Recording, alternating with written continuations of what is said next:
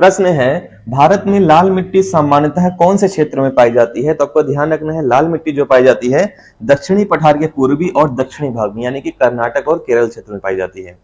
अगले प्रश्न में आ जाते हैं, भारतीय कृषि अनुसंधान परिषद के अनुसार भारत में कितने प्रकार की मिट्टियां पाई जाती हैं? यानी कि आईसीएआर के अनुसार भारत में जो मिट्टियां पाई जाती हैं टोटल 8 प्रकार की पाई जाती हैं।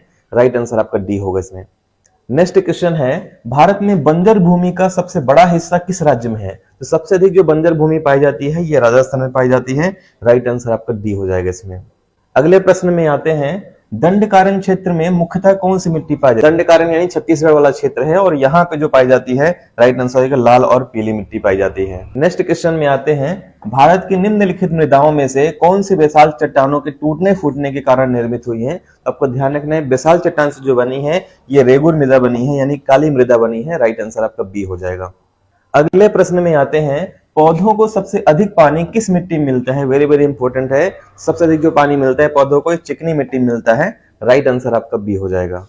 अगला प्रश्न है, कॉप मिट्टी कहां पाई जाती है? तो आपको ध्यान रखना है, कॉप मिट्टी जो पाई जाती है नदी घाटियों में पाई जाती है, इसे जलोढ़ मृदा के नाम से भी जाना जाता है।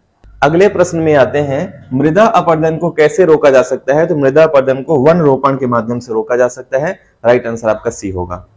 नेक्स्ट क्वेश्चन है, लावा मिट्टी कहां पाई जाती है? तो लावा मिट्टी जो पाई जाती है ये मालवा के पठार में पाई जाती है। राइट आंसर आपका सी हो जाएगा। इसके अलावा दक्कन के पठार में भी पाई जाती है। नेक्स्ट क्वेश्चन में आ जाते हैं, भारत का उत्तरी मैदान किससे बना है? तो भारत का जो उत्तरी मैदान है ना ये जलोढ़ मृदा से बना है। राइट आंसर आपका सी हो जाएगा और यहाँ पे गंगा नदी प्रवाहित होती है। अगले प्रश्न में आ जाते हैं, भारत में निम्नलिखित में से कौन सा मृदा समूह लोहे का अतिरेक होने के कारण अनउर्वर होता जा रहा है? तो कौन सी मृदा है? तो राइट आंसर हो जाएगा आपका लेटराइन मिट्टी। करेक्ट आंसर आपका डी हो जाएगा इसमें।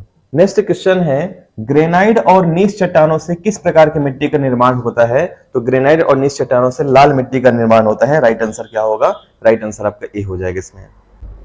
अगले प्रश्न में आ जाते हैं, निम्न में कौन सी मिट्टी प्रायद्वीपीय भारत में अधिकतम क्षेत्र में विस्तृत है? तो प्रायद्वीपीय भारत में सबसे अधिक जो मिट्टी पाई जाती है काली मृदा पाई जाती है। राइट आंसर आपका ए हो जाएगा इसमें।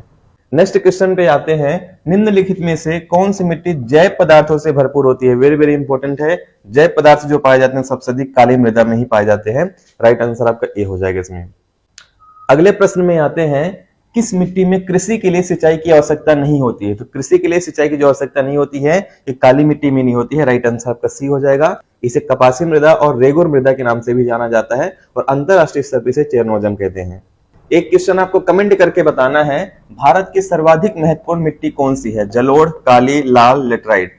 और अगर आप हमारे व्हाट्सएप ग्रुप को ज्वाइन करना चाहते हैं तो आपको स्क्रीन में एक नंबर दिख रहा होगा, वहां पे मैसेज कर सकते हैं। गर्ल्स और बॉयज दोनों ग्रुप अलग अलग बना हुआ है। पीडीएफ और लाइव क्लास से रिलेटेड पूरी जानकारी आपको वहीं पे मिलेगी। साथ ही अगर आप हमारे मेंटरशिप प्रोग्राम को भी ज्वाइन करना चाहते हैं तब भी आप इस नंबर पे हमें मैसेज कर सकते हैं। मिलते हैं नेक्स्ट वीडियो में, तब तक के लिए धन्यवाद। जय हिंद।